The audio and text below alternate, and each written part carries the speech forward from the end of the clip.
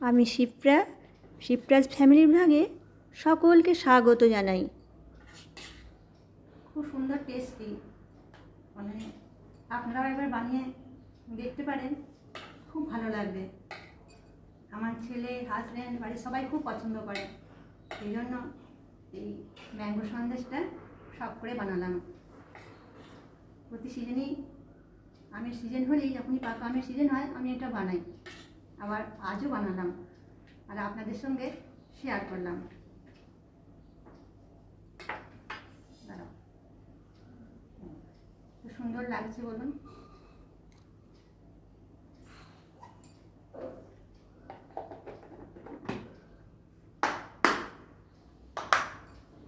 ব্যাস কমপ্লিট। আম সন্দেশ বানানোর জন্যে আমি কি কি নিয়েছি সেটা দেখিয়ে দিই। দেখো বন্ধুরা, আমি নিয়েছি ছানা, একদম জল ঝরিয়ে রেখেছি। ছানাটা আছে 300 গ্রাম। আর নিয়েছি কিছুটা পাকা আম, এই যে দেখো, খোসা থেকে একদম ছাড়িয়ে নিয়েছি।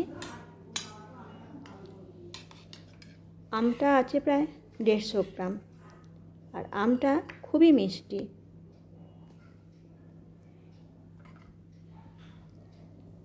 আর নিয়েছি চিনি,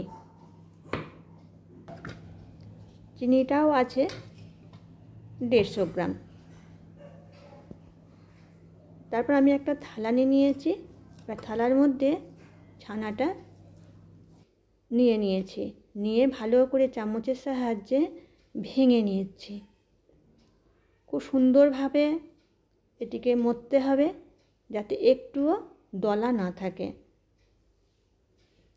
দিয়ে দিচ্ছি চিনি। আমটা যেহেতু মিষ্টি আছে, খুবই মিষ্টি, সেই জন্য চিনির পরিমাণটা আমি খুব বেশি দিলাম না। আর যারা খুব মিষ্টি পছন্দ করে তারা একটু বেশি পরিমাণে দিলেও চলবে। ভালো করে চিনি আর ছানা আমি মথে নিচ্ছি, এবং এটি অনেকটা সময় ধরে মথে নিতে হবে।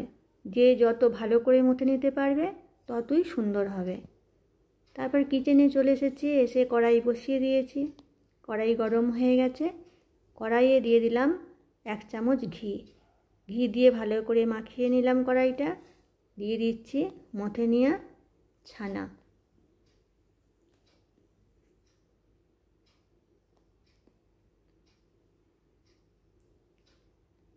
এখন কিন্তু বার্নারটা কমানো আছে।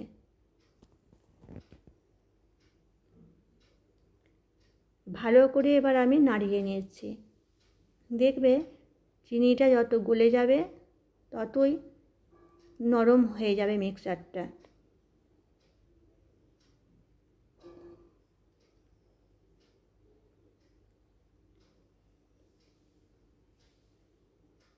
দেখেছো বন্ধুরা কতটা নরম হয়ে গেল।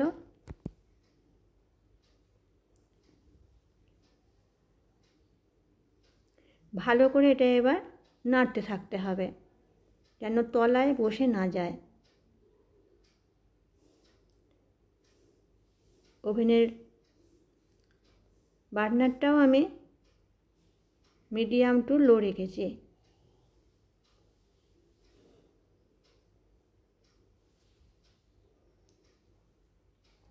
এবার আমি দিয়ে দিচ্ছি আমের পাল্প। আমটা আমি মিক্সার গ্রাইন্ডারে ব্লেন্ড করে রেখেছি।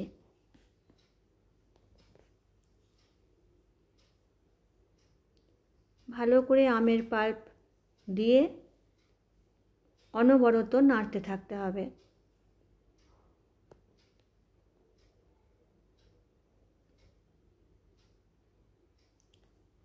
বাটিতে যতটুকু লেগে আছে আম, ততটুকু আমি দিয়ে দিচ্ছি।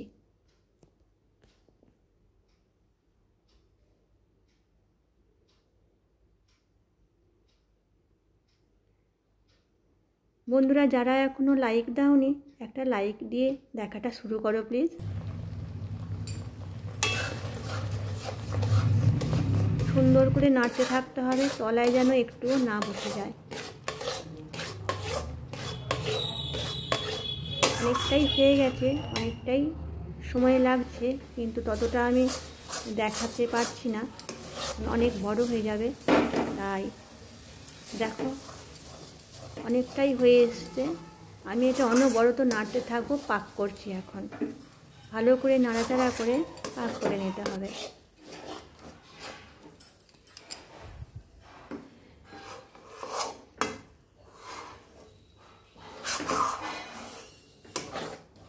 আমার পাক করা হয়ে গেছে। এবার আমি একটা পাত্রে তুলে রাখছি। পাত্রে আমি প্রথমে ঘি মাখিয়ে নিয়েছি, কারণ তাতে তোলার সুবিধা হবে বলে।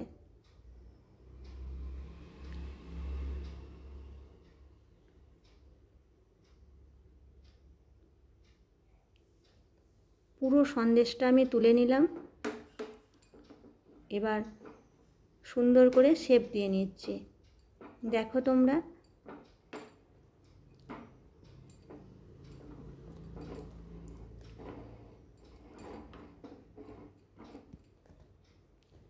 সুন্দর করে শেপ দিয়ে নিয়ে উপরে গার্নিশের জন্য কিছু কাজু বাদাম কুচি আর কিশমিশ কুচি দিয়ে দিয়েছি। দেখো কত সুন্দর দেখতে লাগছে। এবার আমি এটা আধ ঘন্টার জন্য রেস্টে রেখে দেব। আধ ঘন্টা পর আমি ফিরে এলাম। দেখো কত সুন্দর হয়েছে, কত সুন্দর বসেছে। আমি তোমাদেরকে উল্টে দেখিয়ে দিলাম, এত সুন্দর বসেছে। এবার পিস পিস করে কেটে নেব। তোমরা তোমাদের ইচ্ছে মতো শেপ দিয়ে নিতে পারো। ধরো যেখানে বাজার নেই, দোকান নেই, সেসব জায়গায় এরকম যদি সন্দেশ বানিয়ে রেখে দেওয়া হয় বাড়িতে, কোনো গেস্ট এলে তাদেরকে জল খেতে দেওয়ার খুবই সুবিধা হবে নিয়ে। আর এটা ফ্রিজে যদি রেখে দেওয়া হয় কন্টেনারে করে, 15-20 দিন একদম পারফেক্ট থাকবে।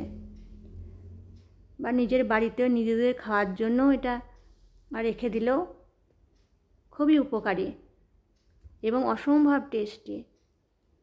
একবার হলেও আপনারা, আমি চামচে করে তুলে দেখিয়ে দিচ্ছি বন্ধুরা, একবার হলেও তোমরা এটা বানিয়ে খেয়ে দেখো। আমি বলছি তোমাদেরকে, তোমাদের খুবই সুন্দর লাগবে। আমার এই রেসিপি যদি ভালো লাগে বন্ধুরা, তোমরা আমার চ্যানেলটি সাবস্ক্রাইব করে, লাইক কমেন্ট শেয়ার করে আমার পাশে থাকার অনুরোধ করছি। সাবস্ক্রাইব করে দিলে আমি যখন যা ভিডিও আপলোড করব, তোমাদের কাছে নোটিফিকেশন সবার প্রথমেই পৌঁছে যাবে। দেখো কন্টেনারে তুলে রাখছি, আর কত সুন্দর নরম হয়েছে।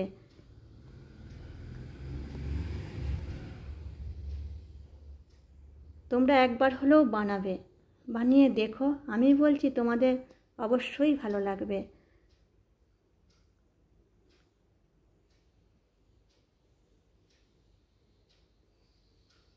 দেখো আমি কন্টেনারে রেখে দিলাম। এবার আমি বিদায় নেব। আজ তাহলে আসি, আবার দেখা হবে। দেখো কত সুন্দর লাগছে। আগামী দিনে নতুন ব্লগ নিয়ে